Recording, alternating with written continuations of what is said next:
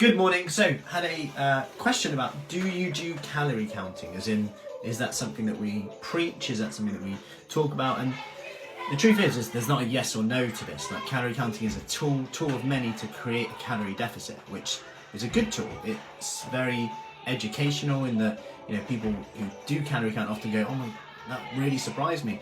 Oh, I'm doing Weight Watchers and I've always avoided cheese, but actually I can have my cheese now because it's the same as the banana sandwich I was having and not really enjoying it. And that was just the revelation that someone had not too long ago. Morning, Tracy, how are we doing? So it's a tool to help you. Now, there's lots of ways around not doing it. Like, calorie deficit is the key thing. Imagine this is the principle in the middle. Around the outside of these principles are tactics. You've got Weight Watchers counting points, you've got slimming world, you've got hand-sized portion guide, you've got having protein every meal, you've got fasting, you've got low carb, where that work, these all work because you lower your calorie intake. But take low carb, you're cutting out a third of your macronutrients. You've got protein, fats and carbs as your nutrients.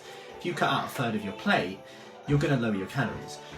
Now, these are all great ways to hit like an initial dent in weight loss and perhaps even healthier eating, because if you're lowering something, you're going to be increasing something else, and sometimes that's the question that we need to ask. So there's a few key things in that to think about. Now, one thing I recommend is almost having a bit of a flow chart. Where are you at right now with this in terms of weight loss, fitness, health, where your goals are? If you're coming in and you're like, I've tried everything before, I've tried Slimming World, Weight Watchers, I know what to do, I'm just not doing it, and but I'm just comfort eating in the evening, etc. We want to look at your physiological hunger here. We want to look at, are you hitting protein every meal with this? Are you looking, what are you doing in the evening? Are you hungry at that time? What can we do instead? We want to look at these side of things. Morning, Sarah. Then if you're like, yeah, no, I'm not comfort eating, I'm just not losing weight, I'm counting calories and nothing's working, then we want to get into the nitty gritty here.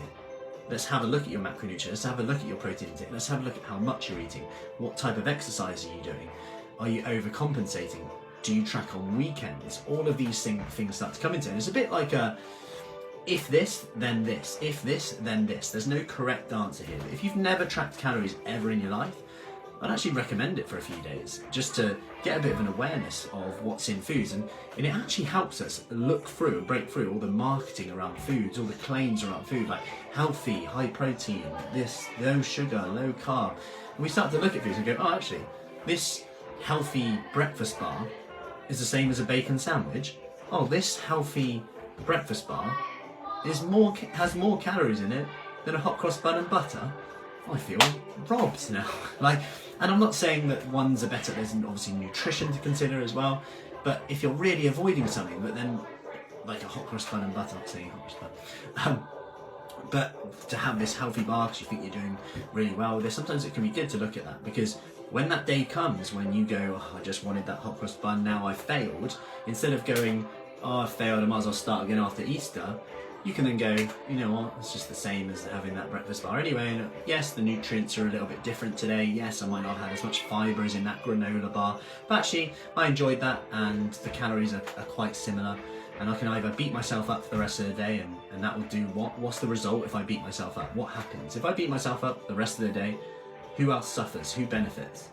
Get inquisitive to it. Or I can give it for what it is. I enjoyed every moment of it.